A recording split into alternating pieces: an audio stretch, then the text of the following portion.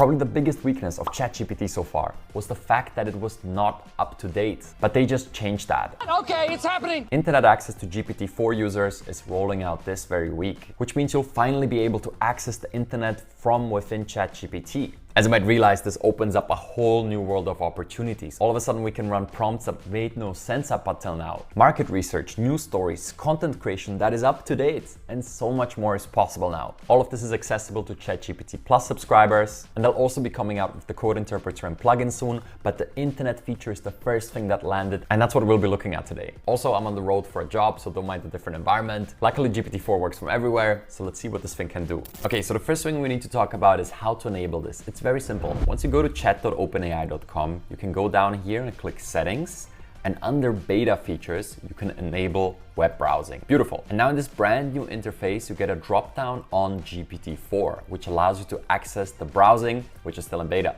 So I'll just click this, and now I'm in browsing mode and I can use GPT-4 with internet access. All right, and this can do a lot. And the problem that I see across social media is that a lot of people just rush to get their content out and they present you with a bunch of half-baked prompts that don't even work properly. Not here. I took my time to test all of these use cases so you can get results immediately. I'm so ready for this. You have no idea how long I've been waiting for this video. So let's begin with the very first prompt of the day here. And what I want to show you first is how to upgrade your old prompts to include the internet now. Super easy to implement and massive results. So you might already be familiar with this prompt that creates advertising campaigns. Okay, so as per usual, we could change the words in square brackets, but now that we have internet access, we can expand it so it uses this new functionality. So as the first step, I'll change the variables to fit my very own needs here. And that's what we're going to be doing this video. We're going to custom tailor it to my own needs. And I'm going to provide the formulas behind all this in the description below so you can make them your very own. But in my case, I would say, please design an advertising campaign to promote my prompt engineering course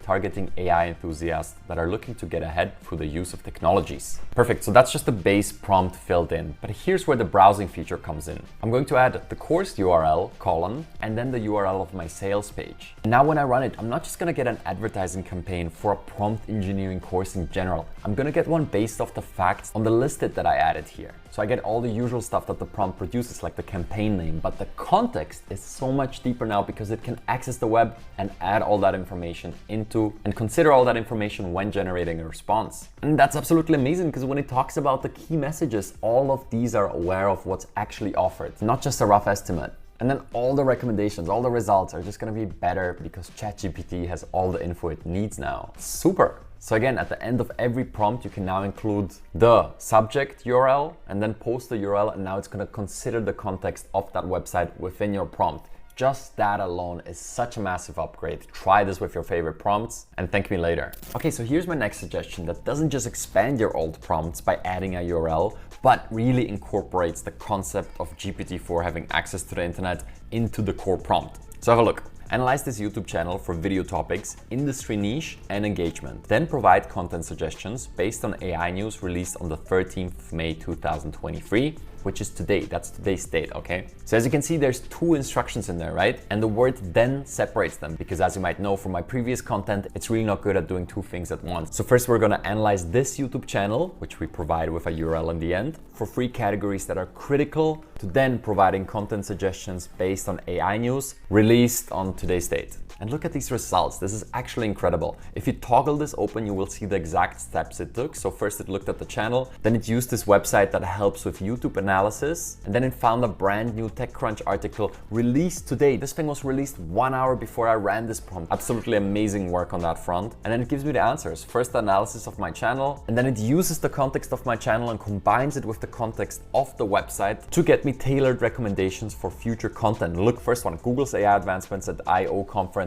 Yes, perfect. This would be a great potential topic for the channel. And interestingly enough, some of these were even new to me as I didn't read this article yet. So honestly, I might just be doing this every single day from here on out instead of going ahead and reading the news manually. I don't just want the news. I want the news in the context of my YouTube channel and what could be interesting on here. And now if I want to, I can go ahead and click one of these references and hop to the article that it got it from to learn more. But one thing did happen. Once it gave me 10 recommendations, it stopped in the middle of its generation. So simply I told it keep going. You could also say continue, and it just kept writing the text. So whenever that happens, here's your fix. And then it rounds it out with giving me a bunch of strategies on how to boost my engagement and reach. Like, real talk, this is a game changer for how I'm gonna approach the channel from here on out, because it can look into articles that came out minutes ago and give you all the summarized information in the context of exactly your business. And all with this little free line prompt. Just wait until I dig in and make this even more specific. I absolutely love this so far, but that's not it. I want to show you one more, which even goes a step further than incorporating this browsing feature into the core prompt as we did right now. And this one I literally just finished crafting. So I want to show you the prompt and then the result I got, because I ran out of GPT-4 generations on all my accounts, and there's no way I'm gonna wait another hour if I can just show you the results like this. So this is the final prompt I would use, okay? And the interesting thing about this one is that it uses an approach that is typical for auto GPTs. If you're not familiar, I covered them in 2 videos on the channel recently, so go catch up on auto GPTs if you haven't done so yet, because that is absolutely where the space is heading, and you need to know about them. You don't need to be using them, you need to know about them. And the main fact you'll find there is that they operate by creating a task list first, okay? So with auto GPTs, you specify a goal and then it gives you the different tasks. And here I'm gonna take the approach of crafting that task list manually, all right? So first I say, here's a task list that you will execute one by one. And then you can give it any number of tasks in the order that you wanted to execute them. So here for the example, I went with number 1, find the email addresses for every AI YouTuber with over 50,000 subscribers. Number 2, using conversational tone and the AI YouTubers as the target audience. Write an outreach email introducing me as the owner of the AI Advantage YouTube channel and proposing a potential collaboration. So it's going to find relevant YouTubers and then write you the email to contact them.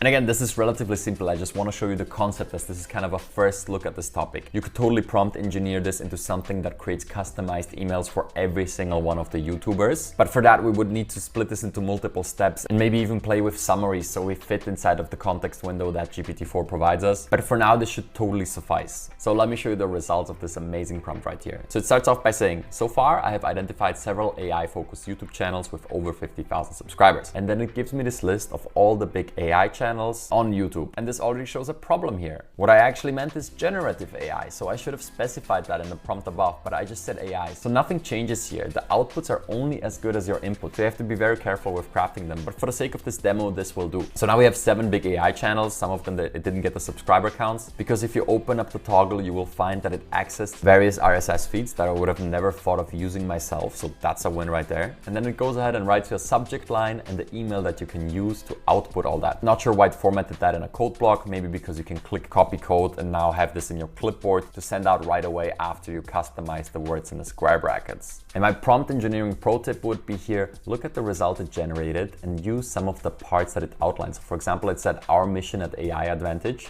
and then it assumes something. If you want to make the prompt better, you would just go ahead and say AI Advantage mission. And then I would insert the mission, and now it would consider that while writing the email. And these little clues are always left inside the outputs. And now I can edit my original prompt, and by saying save and submit, it will rerun it. And now if I had generations left, I could toggle left and right between the 2 results of GPT-4 that now considered context from the internet in its outputs. Yet another game-changing update. And if you don't have ChatGPT Plus yet, honestly, this might just make it worth it even for the casual users, just because it made the language model even more useful now that it has access to up-to-date information. And if you want to go deeper on this, my recommendation would be looking at auto GPTs. I created this video that gives you a beginner's guide on how they work, and if you understand that, you'll be able to get even more out of this browsing feature, as auto GPTs are essentially GPT-4 with browsing enabled on autopilot. I'll see you there.